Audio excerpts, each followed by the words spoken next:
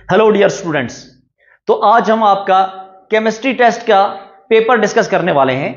तो देखो, जो हमारे पास फर्स्ट क्वेश्चन था इन केमिस्ट्री सेक्शन, ये क्या है? The correct order of increasing energy of atomic orbitals. तो हमें एनर्जी बतानी है, करेक्ट ऑर्डर बताना है एनर्जी का ऑफ एटॉमिक ऑर्बिटल्स। तो देखो, एटॉमिक ऑर्बिटल्स का एनर्जी का जो ऑर्डर है ना, वो हम अकॉर्डिंग टू n+l रूल के अकॉर्डिंग बताते हैं। n जो होता है ये प्रिंसिपल क्वांटम नंबर होता है, और l जो होता है ना, l का वैल्यू s, p, d और f के लिए क्या होता है? s के लिए होता है 0, p के लिए होता है 1, d के लिए होता है 2 और f के लिए होता है 3। अब देखो, हम n+l रूल लगाएंगे, और n+l रूल के अकॉर्डिंग जिसका वैल्यू सबसे कम आएगा उसकी एनर्जी भी लोएस्ट, और जिसका वैल्यू सबसे ज्यादा उसकी एनर्जी भी हाईएस्ट। तो देखो, हमारे पास फर्स्ट ऑप्शन देखो क्या है हमारे पास, 3s, 3p, 4s, 3d और 4p है। तो यहां पे n+l रूल लगाओ। तो देखो, यहां पे n का वैल्यू क्या है? यहां पे अगर तुम ध्यान से देखो, n का वैल्यू यहां पे 3 और l का वैल्यू होगा 0, n का वैल्यू 3, l का वैल्यू 1, n का वैल्यू 4, l का वैल्यू 0, n का वैल्यू 3, d के लिए l का वैल्यू 2, n का वैल्यू 4, p के लिए l का वैल्यू 1। अब n+l लगाओ, 3 + 0 3, 3 + 1 4, 4 + 0 4, 3 + 2 5, 4 + 1 5। तो देखो, यहां पे n+l रूल के अकॉर्डिंग इसकी एनर्जी सबसे कम, तो ये सबसे लोएस्ट पे है, और ये सबसे हाईएस्ट। तो देखो, बिल्कुल ऑप्शन 1 में इसी ऑर्डर में चल रहे हैं। अब यहां पे क्वेश्चन ये अराइज होता है कि अगर दोनों का n+l यहां पे सेम है, दोनों का n+l सेम है, तो उसके बाद कैसे डिसाइड करें कि एनर्जी किसकी हाईएस्ट? तो देखो, जब कभी भी n+l सेम आ जाए, तो उसके बाद जब डिसाइड करोगे तो देखोगे n का वैल्यू।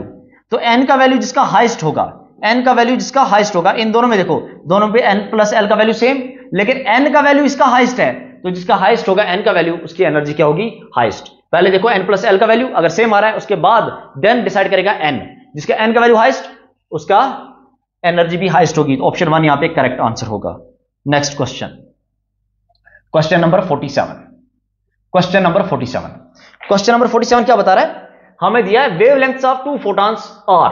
तो हमें वेवलेंथ λ1 दे रखा है, दैट इज 2000 एंगस्ट्रॉम, और λ2 भी दे रखा है, दैट इज 4000 एंगस्ट्रॉम। तो दो वेवलेंथ हमें दे रखी है, और हमें क्या पूछा है? What is the ratio of their energies. हमें एनर्जीज का रेशियो चाहिए। तो एनर्जी का रेशियो चाहिए हमें E1/E2 चाहिए, हमें चाहिए E1/E2। हम एक चीज बड़े अच्छे से जानते हैं, एनर्जी और वेवलेंथ में इनवर्स रिलेशन होता है। हमारे पास एक फॉर्मूला आया था कि energy is inversely proportional to wavelength. अब अगर हमें E1 चाहिए, तो ये क्या होगा? इनवर्स रिलेशन, इसका λ1 यहां आएगा और E2 का λ2 यहां आएगा, और λ2 क्या है? 4000 डिवाइड बाय λ1 क्या है? 2000। कैंसिल आउट करो, फर्दर कैंसिल करो, देखो किससे जाएगा ये? बचा क्या हमारे पास? 2। तो 2 कौन से ऑप्शन में है? 2 है ऑप्शन 4 में, तो ऑप्शन 4 यहां पे क्या होगा? करेक्ट आंसर होगा। ऑप्शन 4 होगा यहां पे करेक्ट आंसर। उसके बाद next, the total number of orbitals having l = 3। देखो, बहुत सही क्वेश्चन है। l का वैल्यू 3 दे रखा है, और हमें पूछा है टोटल नंबर ऑफ ऑर्बिटल्स। अभी हमने देखा था, अगर l का वैल्यू 3 होगा तो ये कौन से ऑर्बिटल की बात कर रहा है? देखो, जब l का वैल्यू 0 होगा तो s की बात है, जब 1 होगा तो p, जब 2 होगा तो d, और जब 3 होगा तो f। ये है 3 किसको रिप्रेजेंट करता है? f को। और f के अंदर कितने ऑर्बिटल्स होते हैं? देखो, p के अंदर 3 होते हैं, d के अंदर 5 और f के अंदर होते हैं 7।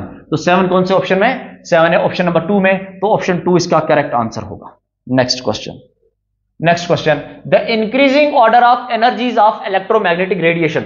इंक्रीजिंग ऑर्डर ऑफ एनर्जी पूछा है। तो देखो, हमें एक चीज पता होनी है कि माइक्रोवेव जो है, माइक्रोवेव की जो है एनर्जी सबसे कम होती है, इसकी एनर्जी सबसे कम होती है, और वेवलेंथ सबसे ज्यादा होती है। अगर इंक्रीजिंग ऑर्डर ऑफ एनर्जी में पूछा है तो ये सबसे लास्ट होना चाहिए। तो एक ऑप्शन है जहां पे ये सबसे लास्ट है। और देखो, हमें पता है एक्सरेज की एनर्जी काफी हाई होती है, विजिबल से ज्यादा होती है, और विजिबल की एनर्जी इंफ्रा से ज्यादा होती है। तो यहां पे भी ऑप्शन 1 क्या हो जाएगा? करेक्ट आंसर होगा। उसके बाद जो नेक्स्ट क्वेश्चन है हमारे पास, क्वेश्चन नंबर 50। क्वेश्चन नंबर 50 क्या बोल रहा है? The maximum wavelength in Lyman series of He+ ion. He+ ion है हमारे पास, He+ आयन है, इसकी हमसे पूछिए मैक्सिमम वेवलेंथ। तो He+ का Z जो एटॉमिक नंबर होता है वो होता है 2। हमसे क्या पूछा है? मैक्सिमम वेवलेंथ, हमसे लैम्डा पूछा है। तो मैक्सिमम वेवलेंथ निकालने के लिए n1 n2 चाहिए, तो मैक्सिमम वेवलेंथ पूछी है, तो ये कहां से कहां की ट्रांजिशन होगी? n1 1 होगा, और n2 का वैल्यू क्या होगा? यहां पे 2। जब ये होता है तो इस यहां पे वेवलेंथ क्या होती है? मैक्सिमम होती है। तो अब हमारे पास वेवलेंथ का फॉर्मूला है क्या फॉर्मूला हमारे पास वेवलेंथ का? वेवलेंथ का हमारे पास फॉर्मूला क्या है? वेवलेंथ का फॉर्मूला हमारे पास n2 का स्क्वायर n1 का स्क्वायर अपॉन में n2 का स्क्वायर माइनस n1 का square into 1 by r z का स्क्वायर। n1 n2 के वैल्यूज हमें पता है। n2 का वैल्यू कितना हमारे पास 2, तो 2 का स्क्वायर होता है 4 इंटू n1 का स्क्वायर कितना होता है 1 डिवाइड बाय n2 का स्क्वायर हो गया 4 माइनस n1 का स्क्वायर है 1 into 1 by r as it is. z का वैल्यू क्या होता है हीलियम के लिए 2, तो 2 का स्क्वायर कितना हुआ 4, तो 4 से 4 कैंसिल हुआ, ये बचा क्या 1 बाई 4 माइनस 1 इज 3 और ये क्या r 1 बाई 3 r इसका करेक्ट आंसर होगा। 1 बाई 3 r कौन से ऑप्शन में? ऑप्शन सेकंड इसका क्या होगा करेक्ट आंसर होगा। Next question, next question, which of the following does not represent the mathematical expression for Heisenberg's uncertainty principle? तो Heisenberg uncertainty principle का हमें इक्वेशन अच्छे से पता है कि पोजीशन इनटू मोमेंटम जो होता है greater than equal to h upon 4 pi होता है, बिल्कुल होता है।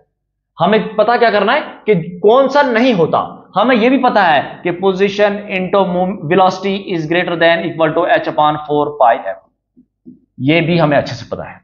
अब हमें एक और चीज पता है, देखो हम अगर फर्स्ट इक्वेशन देखें position into momentum, position into momentum greater than equal to h upon 4 pi, correct, बिल्कुल सही। हमें पता है मोमेंटम जो होता है ना, मोमेंटम p किसके बराबर होता है m इंटू वी। p को क्या लिख सकता हूं mass into velocity m into v, m into v. अगर मैं इसको डिवाइड बाय t और इंटू t करूं तो कोई दिक्कत?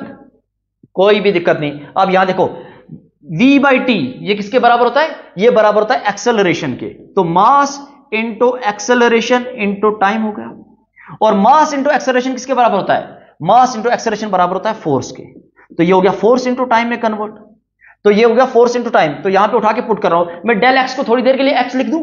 अगर मैं ऐसे लिखूं डेल एक्स को लिख दूं एक्स इंटू डेल्टा पी की जगह क्या लिखूंगा एफ इंटू टी, ये किसके बराबर है? Greater than equal to h upon 4 pi. अब देखना ये जो है ना फोर्स इंटू डिस्प्लेसमेंट, इसी को हम बोलते हैं एनर्जी। तो ये देखो ये क्या हुआ डेल ई, और यहां पे मैं इसको बोल सकता हूं del t greater than equal to h upon 4 pi. तो देखो ये कौन सी, ये इक्वेशन भी है, तो 3 इक्वेशन है, तो फोर्थ कौन सा बचा? Energy into displacement. ये वाली इक्वेशन हाइजेनबर्ग के लिए नहीं है, तो इसका ऑप्शन 4 क्या होगा correct answer. Next question, next, According to Bohr's theory, the angular momentum of electron in fifth orbital, angular momentum का फॉर्मूला होता है nh अपॉन 2 पाई। n का वैल्यू हमें दे रखा है फिफ्थ, तो 5h अपॉन 2 पाई, तो यहां से कुछ कैंसिल हो रहा है, तो ये कितना रह जाएगा 2.5h बाई पाई। इसका आंसर होगा 2.5h अपॉन में पाई। तो कौन सा ऑप्शन है? ऑप्शन 4 यहां पे भी क्या होगा correct answer. Next 53, few electrons have following quantum numbers, arrange them in increasing energy from lowest to highest। देखो अगेन वही n प्लस एल का रूल आ गया, तो ऑप्शन 1 को चेक करो, इसके n प्लस एल लगाओ, 4 प्लस 1 कितना आया 5। ऑप्शन 2 में भी n प्लस 1 लगाओ, तो यहां पे क्या 4 प्लस 0 इज 4। ऑप्शन 3 में n प्लस 1 लगाओ, n प्लस एल 3 प्लस 2 कितना हुआ 5। और ऑप्शन 4 में n plus L 3 plus 1 is 4, तो जो दो जगह 4 आ रहा है, दो जगह 5 आ रहा है। अब डिसाइड कैसे करें किसकी एनर्जी ज्यादा है? देखो यहां पे n प्लस एल दोनों के लिए सेम है, तो आप डिसाइड करो n का वैल्यू। तो देखो ऑप्शन 1 में n का वैल्यू 4 है, ऑप्शन 2 में n का वैल्यू 3 है, तो जिसका n का वैल्यू ज्यादा उसकी एनर्जी ज्यादा, तो ऑप्शन 1 की एनर्जी होगी ज्यादा, देन होगी ऑप्शन 3 की। ऑप्शन 1 की होगी ज्यादा, देन होगी ऑप्शन 3 की। अब यहां पे भी 4 and 4 आ रहा है, तो ज्यादा वैल्यू किसका होगा? जिसके लिए n का वैल्यू ज्यादा होगा। तो n का वैल्यू देखो यहां पे 4 है, यहां पे 3 है, तो n का वैल्यू 4 ज्यादा होता है, तो उसके बाद आएगा 2 और लास्ट पे आएगा 4। तो कौन सा ऑप्शन है? कौन सा ऑप्शन है? 1 3 2 4, 1 3 2 4, option first, option first correct answer होगा। Next question number 55, electronic transition in the hydrogen atom that emits maximum energy. तो सबसे पहली ट्रांजिशन जो होती है ना, जो फर्स्ट ट्रांजिशन होती है जहां पे एनर्जी गैप भी मैक्सिमम होता है, वहां पे क्या होता है हमारे पास? वहां पे क्या होता है हमारे पास? वहां पे एनर्जी भी क्या होती है? मैक्सिमम होती है। तो फर्स्ट ट्रांजिशन, तो फर्स्ट ट्रांजिशन कौन सी होगी? वैल्यूज दे रखे हैं क्या हमें? क्या हमें इसके वैल्यूज दे रखे हैं? बिल्कुल 2 से 1, तो 2 से 1 ऑप्शन 1 इसका क्या होगा करेक्ट आंसर, क्योंकि ये फर्स्ट ट्रांजिशन है और इसके लिए क्या होता है? मैक्सिमम होती है energy. Which of the following set of quantum numbers is impossible.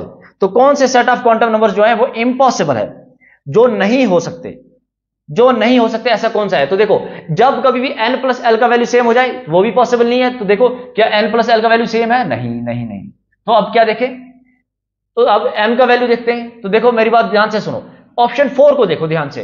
n का वैल्यू है 3, l का वैल्यू है 2 और ml का वैल्यू कितना है? ml का वैल्यू है हमारे पास -3। तो सुनना, ये जो ml है ना, ये जो है इसका वैल्यू होता है -l से +l के बीच। कितना होता है? -l से +l के बीच। अब l का वैल्यू 2 है तो इसका वैल्यू कहां से कहां होना चाहिए? -2 से +2 के बीच, जो क्या होता है -2 -1 0 +1 +2, इसी के बीच वैल्यू होना चाहिए। तो क्या -3 इसके बीच आ रहा है कहीं? तो -3 अगर इसके बीच नहीं आ रहा तो ये पॉसिबल ही नहीं है। तो ऑप्शन 4 क्या होगा इसका करेक्ट आंसर होगा? ऑप्शन 4 क्या होगा इसका करेक्ट आंसर होगा? अब नेक्स्ट क्वेश्चन देखते हैं। In photoelectric effect the kinetic energy of photoelectrons increases linearly. तो काइनेटिक एनर्जी अगर तुम देखोगे फोटो इलेक्ट्रिक इफेक्ट में, वो फ्रीक्वेंसी ऑफ इंसिडेंट लाइट के साथ लीनियरली क्या करती है? इंक्रीज करती है। तो 56 का ऑप्शन 2 फ्रीक्वेंसी के साथ। 57 क्वेश्चन क्या बता रहा है? क्वेश्चन नंबर 57 क्या बोल रहा है? ये कह रहा है कि electronic configuration represent an atom in excited state. Excited state की इलेक्ट्रॉनिक कॉन्फ़िगरेशन बोली है। देखो 1s2, देखो हम तो नॉर्मल चल रहे हैं 1s2 2s2 2p में एक इलेक्ट्रॉन गया है, कोई एक्साइट हुआ ही नहीं, कोई इलेक्ट्रॉन ने अपनी स्टेट चेंज की नहीं। 1s2 2s2 2p2 ये भी अगेन कोई स्टेट चेंज नहीं। अब यहां देखो इस वाली इलेक्ट्रॉनिक कॉन्फ़िगरेशन को देखो, 1s2 2s2, तो 2p में कितने जाने चाहिए? 2p में कितने जाने चाहिए? 3 जाने चाहिए ना। अरे देखो 2s2 और 3s1, तो 2p में 3 ना जाके 2p में 2 गए हैं, 2p में 2 इलेक्ट्रॉन गए हैं और एक इलेक्ट्रॉन यहां से उठ के देखो p के अंदर अगर तुम देखोगे ना तो ये है 3। कितने हैं ये? 3 इलेक्ट्रॉन जाने चाहिए। जब तक p के अंदर 3 इलेक्ट्रॉन नहीं गए तब तक नेक्स्ट शेल में इलेक्ट्रॉन नहीं जाएगा। लेकिन यहां पे क्या किया इन्होंने? यहां पे p के अंदर एक इलेक्ट्रॉन नहीं गया, यहां पे इसमें एक्साइट कर गया है, एक्साइट करके सीधा 3s में भेज दिया। तो यह होगी हमारी सही correct excited state electronic configuration. तो ऑप्शन 3 क्या होगा यहां पे correct answer? Next, the quantum number not obtained from Schrodinger. हमने बहुत बार डिस्कस करा था, स्पिन क्वांटम नंबर जो है वो श्रोडिंगर से ऑब्टेन नहीं हुआ। तो ऑप्शन 4 यहां पे करेक्ट आंसर होगा। 59, असर्शन दे रखा है कि Bohr orbitals are called stationary states. बिल्कुल सही, बोर के ऑर्बिटल्स को हमने बोला था स्टेशनरी स्टेट। रीजन क्या देखा? Electrons are stationary. क्या इलेक्ट्रॉन स्टेशनरी होते हैं? इलेक्ट्रॉन्स तो रिवॉल्व करते हैं कंटिन्यू, इलेक्ट्रॉन स्टेशनरी नहीं हो सकते। तो असर्शन सही है और रीजन गलत है। तो कौन सा है यहां पे? Assertion is true but reason is false. Option 3, option 3। Next, match the rules with corresponding statement. अबे हम मैच करना है, हमें मैच करना है, हमें यहां पे मैच द रूल्स करना है। तो देखो क्या बता रहा है, हम थोड़ा इसको जूम आउट कर लेते हैं, थोड़ा सा जूम आउट कर लेते हैं ताकि हमारे सामने सारा क्वेश्चन हो, ताकि हमारे सामने कंप्लीट क्वेश्चन हो। तो देखो ये क्वेश्चन क्या है? हुंड्स रूल, अब्बास, पॉलीज और हाइजेनबर्ग। और हमारे सामने कुछ ऑप्शन दिए हैं। तो देखो हाइजेनबर्ग ने क्या बोला था? It's impossible to determine exact position and momentum. बिल्कुल सही। हाइजेनबर्ग जो है डी का जो होगा वो 4 आएगा। डी का क्या आएगा? 4 आएगा। पॉलीज ने क्या बोला था? पॉलीज एक्सक्लूजन प्रिंसिपल, उसने कहा था no 2 electrons in an atom have same set of 4 quantum numbers. तो इसमें नो 2 इलेक्ट्रॉन्स, तो पॉलीज का क्या आएगा? पॉली का आएगा हमारे पास 1। सी का क्या आएगा हमारे पास? 1। अब्बास ने हमें क्या बोला था? फिलिंग ऑफ इलेक्ट्रॉन्स का ऑर्डर बताया था। तो अब्बास ने क्या बोला था? अब्बास ने बोला था इन ग्राउंड स्टेट एटम्स और orbits filled in order of their energies. तो अब्बास कौन सा है? बी का आएगा हमारे पास 5। बी का हमारे पास 5 होगा। और हुंड्स का क्या होगा? हुंड्स का क्या होगा? देखो अगर हमने इतना कैलकुलेट कर लिया, डी का होगा हमारे पास 4, डी का होगा 4, सी का होगा 1, बी का होगा 5 और ए का होगा 3। हमारे पास ऑप्शन सी जो है करेक्ट आंसर होगा। ए का होगा 3। ए क्या हमारे पास? ए क्या हमारे पास? हुंड्स का होगा 3rd। Pairing of electrons belongs to the same shell. जब तक पेयरिंग तब तक नहीं हो सकती जब तक सारे ऑर्बिटल्स के पास सिंगली फील्ड इलेक्ट्रॉन नहीं होगा और विद सेम स्पिन। ओके, तो हमारा अब next question, question number 61। Question number 61, match the quantum numbers. Again match the following. देखो प्रिंसिपल क्वांटम नंबर जो है ना, जो प्रिंसिपल क्वांटम नंबर है ये किसके बारे में बताता है? ये हमें energy and size of orbitals के बारे में बताता है। तो ए का क्या आएगा? 2 आएगा। उसके बाद जो नेक्स्ट है एजीमुथल क्वांटम नंबर, ये हमें किसके बारे में बता रहा है? एजीमुथल क्वांटम नंबर हमें शेप ऑफ ऑर्बिटल्स के बारे में बताते हैं। बी का क्या आएगा हमारे पास? 4। और देखो स्पिन क्वांटम नंबर हमें बता रहा है, स्पिन क्वांटम नंबर किसके बारे में बता रहा है हमें, स्पिन ऑफ इलेक्ट्रॉन्स के बारे में। और ये डी है, सॉरी ये डी है, डी है, डी का आएगा हमारे पास 3, डी का आएगा हमारे पास 3, डी का आएगा हमारा spin quantum number, spin off electron के बारे में बता रहा है। एक आएगा हमारे पास 2, एक आएगा हमारे पास 2, एक आएगा हमारे पास 2, और बी का आएगा एजिमुथल शेप, हाँ बी का आएगा हमारे पास शेप ऑफ इलेक्ट्रॉन। तो ऑप्शन ए यहां पे क्या हो रहा है, करेक्ट हो रहा है। ऑप्शन ए क्या हो रहा है, करेक्ट हो रहा है। तो सी मैग्नेटिक क्वांटम नंबर जो है ओरिएंटेशन ऑफ इलेक्ट्रॉन्स के बारे में बताता है। किसके बारे में बताता है, हमारे ओरिएंटेशन ऑफ इलेक्ट्रॉन्स के बारे में। Next question, next question, next question क्या बता रहा है, how many orbitals and electrons are associated with n is equal to 4। देखो आसान क्वेश्चन था, अगर तुम्हें इलेक्ट्रॉन्स कैलकुलेट करना आ रहा है ना तो तुम्हारा आंसर हो जाता। तो नंबर अगर इलेक्ट्रॉन्स कैलकुलेट करने हैं तो इलेक्ट्रॉन्स कैलकुलेट करने का फॉर्मूला क्या होता है, 2n², और n का वैल्यू क्या है यहां पे 4, तो 2 इंटू 4 का स्क्वायर वो होता है 16, 16 इंटू 2 है 32। तो नंबर ऑफ इलेक्ट्रॉन्स, इलेक्ट्रॉन्स देखो 32, क्या और किसी ऑप्शन में भी 32 है, क्या और किसी ऑप्शन में भी 32 है, चेक करते हैं, नहीं, एक ही ऑप्शन है जिसमें 32 है, ये तुम्हारा करेक्ट आंसर है। ऑप्शन 2 जो है तुम्हारा करेक्ट आंसर है। अब तुम कहोगे ऑर्बिटल्स कैसे पता करें, n इज इक्वल टू 4, तो देखो आसान सी चीज है, n 4 तक जाना है तो तुम्हें पता है 0 1 2 3, राइट। तो क्या हमारे पास 4 वैल्यूज आ गए, तो इसके लिए हमारे पास s के लिए एक ही ऑर्बिटल होता है, इसके लिए कितने ऑर्बिटल होते हैं, 3 ऑर्बिटल, और इसके लिए कितने ऑर्बिटल होते हैं हमारे पास 5 ऑर्बिटल, और इसके लिए कितने ऑर्बिटल होते हैं हमारे पास 7 ऑर्बिटल। देखो 7 और 5 कितने हुए 12, और 12 और 3 कितने हुए 15, और 1 कितना हुआ 16। देखो 1 3 5 और 7 सबको प्लस कर दो, ये आएंगे 16। तो नंबर ऑफ ऑर्बिटल्स कितने हुए 16, और नंबर ऑफ इलेक्ट्रॉन्स कितने हुए 32। तो ऑप्शन 2 क्या होगा यहां पे correct answer. Next question, next question जो है question number 63। Question number 63, number of protons neutrons and electrons हमारे पास क्या दे रखा है, लुटिशियम 71 175। हमसे पूछा है प्रोटॉन्स कितने होंगे, प्रोटॉन्स कितने होंगे, जो एटॉमिक नंबर है, एटॉमिक नंबर कितना है 71, तो प्रोटॉन्स भी होंगे 71, ओके। न्यूट्रॉन्स कितने होंगे, तो इनमें से माइनस कर दो, 175 माइनस 71 कितना होगा, ये होगा 104, ये हो गया 104। इलेक्ट्रॉन्स, इलेक्ट्रॉन्स भी कितने होंगे, क्योंकि न्यूट्रल एटम है तो इलेक्ट्रॉन्स भी कितने होंगे 71 होंगे। तो ऑप्शन कौन सा आ रहा है, ऑप्शन 4 आ रहा है। ऑप्शन 4 करेक्ट आंसर होगा। देखो 64 क्वेश्चन अगेन रिपीट हुआ है कि बताओ कौन सी ट्रांजिशन है जहां पे मैक्सिमम एनर्जी होगी, तो हमने पहले ही बात कर चुके हैं, फर्स्ट ट्रांजिशन 2 से 1, 2 से 1, 2 से 1। 65, which of the following series of transition in the spectrum of hydrogen atom falls in visible region, कौन सी होती है, लाइमन जो होती है वो यूवी रीजन में होती है, एंड बाल्मर जो होती है वो विजिबल रीजन में होती है। उसके अलावा बाकी सब के सब कहां होती है, IR रीजन में। तो हमें पूछा है विजिबल रीजन, तो ऑप्शन 3 पे है बाल्मर सीरीज, वो विजिबल रीजन में आती है। Question number 66, the orbital diagram in which Aufbau principle is violated. ध्यान से देखो, इस क्वेश्चन को जूम करते हैं, ध्यान से देखो, इस क्वेश्चन को ध्यान से देखो। देखो यहां पे क्या हुआ है, फिलिंग हुई है 1s2 2p4। देखो पेयरिंग कब हुई है, जब पहले सबके सब सिंगली फिल्ड होंगे। अब यहां पे देखो, क्या यहां पे देखो, यहां पे पेयरिंग होगी है, पहले s में सिर्फ एक इलेक्ट्रॉन गया है, और p में कितने चले गए, p में चले गए 4 इलेक्ट्रॉन, p में कितने चले गए 4 इलेक्ट्रॉन। क्या ऐसा हो सकता है, पहले s कंप्लीटली फिल्ड होना चाहिए, उसके बाद p में इलेक्ट्रॉन जाएंगे, ऐसा नहीं हुआ, तो यहां पे रूल वायलेट हो गया है। ऑप्शन 2 क्या होगा यहां पे करेक्ट आंसर होगा। ऑप्शन 2 क्या होगा करेक्ट आंसर। अब एक और क्वेश्चन है, de Broglie's wavelength of electron having potential difference v volt. हमने एक फार्मूला पढ़ा था, जब कभी एक फार्मूला पढ़ा था √150/b, याद है। और अगर हम रूट को 150 से बाहर निकालें वो होता है 12.28 डिवाइड बाय √v, और ये था हमारे पास एंगस्ट्रॉम में। तो ये डायरेक्ट फार्मूला था। ऑप्शन 1 क्या होगा इसका करेक्ट आंसर होगा। ऑप्शन 1 क्या होगा correct answer. The rule used to determine the maximum number of electrons in a subshell. तो सबशेल के अंदर इलेक्ट्रॉन्स फाइंड करने का क्या था हमारे पास फार्मूला, 2 × 2l+1। तो तुम कहोगे ये तो ऑप्शन में है ही नहीं, ये तो ऑप्शन में है ही नहीं। तो देखो ध्यान से, 2 को यहां मल्टीप्लाई करो तो ये कितना हो गया, ये हो गया 4l, और इस 2 को फिर यहां मल्टीप्लाई करो तो कितना होगा 4l+2। क्या ये ऑप्शन में है, क्या ऑप्शन में है, बिल्कुल है। तो ऑप्शन 1 क्या होगा यहां पे करेक्ट आंसर होगा। Next, if the electron structure of oxygen atom is written as. देखो ऑक्सीजन एटम का कुछ इलेक्ट्रॉनिक स्ट्रक्चर लिखा है, और इसने कहा इसने किसको वायलेट किया, तो सुनो मेरी बात ध्यान से। हुंड्स ने क्या बोला था, पेयरिंग तब तक नहीं होगी जब तक ना सारे ऑर्बिटल्स के पास singly filled electron with same spin ना आ जाए।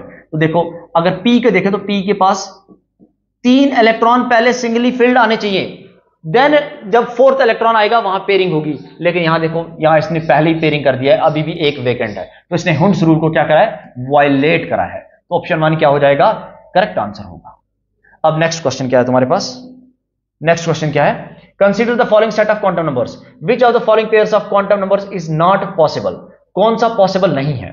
तो हम देखते हैं इनमें से कौन सा पॉसिबल नहीं है, फिर हम अपने ऑप्शंस की तरफ जाते हैं। तो सुनो मेरी बात ध्यान से, n का वैल्यू 3 है, l का वैल्यू 0 है, m का वैल्यू 0 हो, जब l का वैल्यू 0 तो m का वैल्यू भी 0 है, और स्पिन प्लस हाफ हो सकती है, बिल्कुल पहला तो वैलिड है। दूसरे देखो n और l का वैल्यू सेम नहीं हो सकता, तो दूसरा क्वांटम नंबर एग्जिस्ट नहीं करेगा। दूसरा एक ऑप्शन ये हो गया सेकंड, क्योंकि n और l का वैल्यू सेम है, तो दोनों का वैल्यू सेम नहीं हो सकता। थर्ड देखें, n का वैल्यू 3 है, ओके, n का वैल्यू 4 है, l का वैल्यू 3 है, अगर l का वैल्यू 3 हुआ तो m-2 हो सकता है, बिल्कुल हो सकता है, क्योंकि m का वैल्यू होता है -l से +l, ओके। ऑप्शन 4, n का वैल्यू 1 है, l का वैल्यू 0 है, अगर l का वैल्यू 0 हुआ, तो m का वैल्यू क्या होगा, -l to +l, करेक्ट। तो -0 से +0 क्या होता है, 0 होता है, तो -1 तो हो नहीं सकता, तो एक और ऑप्शन आ गया सेकंड के साथ, कौन सा आया, ऑप्शन 4। नेक्स्ट कौन सा है, ऑप्शन 5, ये भी चेक कर लेते हैं। n का वैल्यू 3 है, n का वैल्यू अगर 3 है, l का वैल्यू 2 है, तो m का वैल्यू कैसे 3 हो सकता है, अगेन m का वैल्यू कहां से कहां होगा, -l से +l, वो होगा -2 से +2, तो 3 तो नहीं हो सकता। तो ऑप्शन 5, ये 3 ऑप्शन जो है ये पॉसिबल नहीं होंगे। नॉट पॉसिबल में क्या है, 2, 4 एंड 5, 2, 4 एंड 5 कौन से ऑप्शन में, 2, 4 एंड 5, ऑप्शन 3 जो होगा करेक्ट आंसर होगा, ऑप्शन 3 करेक्ट आंसर होगा। Next, among the given options the element having the highest number of unpaired electrons, देखो highest number of unpaired electrons कहां पे मैक्सिमम होंगे, इन ग्राउंड स्टेट। तो देखो अगर तुम ध्यान से देखो ना, क्रोमियम को, आयरन को देखो, आयरन के अंदर होता है, आयरन होता है D6, 3d6 4s2, आयरन होता है 3d6 4s2, और 3d6 अगर तुम बनाओगे तो 3d6 में कैसे होता है, 4, 5 और 6, और s के अंदर कितने इलेक्ट्रॉन्स हैं, 2। तो देखो अनपेयर्ड इलेक्ट्रॉन्स कितने आए, यहां पे 4 आए। और वहीं अगर तुम क्रोमियम के अंदर देखोगे, क्रोमियम की इलेक्ट्रॉनिक कॉन्फ़िगरेशन क्या होती है, 3d5, यस, इसकी इलेक्ट्रॉनिक कॉन्फ़िगरेशन 3d4 नहीं 3d5 होती है, बिकॉज हाफ फिल्ड हो जाता है, more number of exchange energies आ जाती है, जिसकी वजह से इसकी इलेक्ट्रॉनिक कॉन्फ़िगरेशन 3d4 ना होकर 3d5 हो जाती है। तो देखो यहां पे कितने इलेक्ट्रॉन्स हैं, 1, 2, 3, 4, 5, क्या सबके पास एक एक इलेक्ट्रॉन आ गया, और s के पास भी कितना है, 1 इलेक्ट्रॉन, तो total number of unpaired electrons कितने हैं, 6। तो यहां पे क्या है, maximum number of unpaired electrons हैं, तो ये ऑप्शन क्या होगा तुम्हारा करेक्ट, ऑप्शन 4 जो होगा करेक्ट आंसर होगा, ऑप्शन 4 जो होगा करेक्ट आंसर होगा। नेक्स्ट क्वेश्चन नंबर 72, यहां पे क्या पूछ रहा है, फॉर अ सब atomic particle if the uncertainty in position and that of uncertainty in position is same as that of uncertainty in momentum। क्या कहने का मतलब क्या है कि पोजीशन एंड मोमेंटम की अनसर्टेनिटी अगर हम बराबर कर दें, the least uncertainty in velocity पूछा है, अनसर्टेनिटी इन वेलोसिटी क्या होगी, तो देखो हमें पता है पोजीशन इनटू मोमेंटम किसके बराबर होता है, greater than equal to h/4π, ये तो हमें पता है।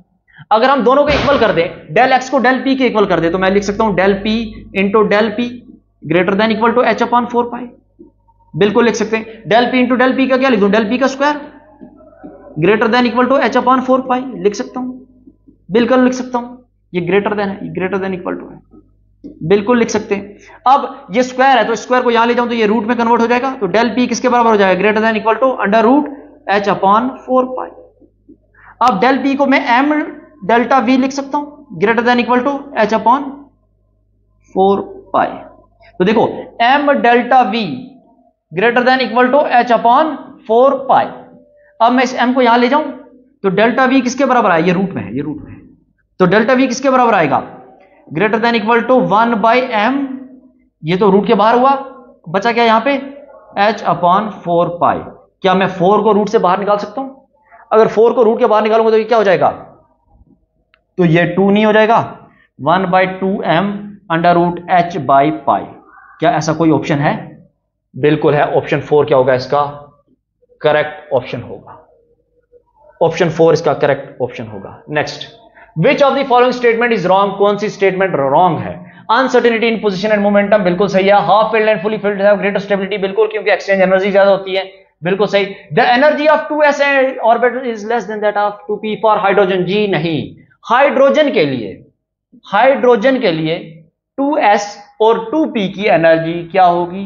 बिल्कुल सेम होगी, बिल्कुल सेम होगी। हाइड्रोजन के लिए 2s और 2p की एनर्जी क्या होती है? सेम होती है। हाइड्रोजन लाइक स्पीशीज के लिए हमने ऑर्डर लिखा था कि क्या होगी? प्रिंसिपल क्वांटम नंबर पे बेस्ड है, तो ये क्या है? 1s की एनर्जी कम होगी, देन 2s और 2p की सेम होगी, देन क्या होगा? 3s 3p 3d की एनर्जी क्या होगी? सेम होगी। तो हाइड्रोजन के लिए कुछ इस टाइप की एनर्जी होती है, तो 2s और 2p की एनर्जी क्या होगी? हाइड्रोजन लाइक स्पीशीज के लिए सेम होगी। तो ये स्टेटमेंट क्या होगा? इसके लिए रॉन्ग होगा, ऑप्शन 3 इसका आंसर होगा। Next question, the incorrect statement among the, इसमें भी इनकरेक्ट स्टेटमेंट ढूंढना है।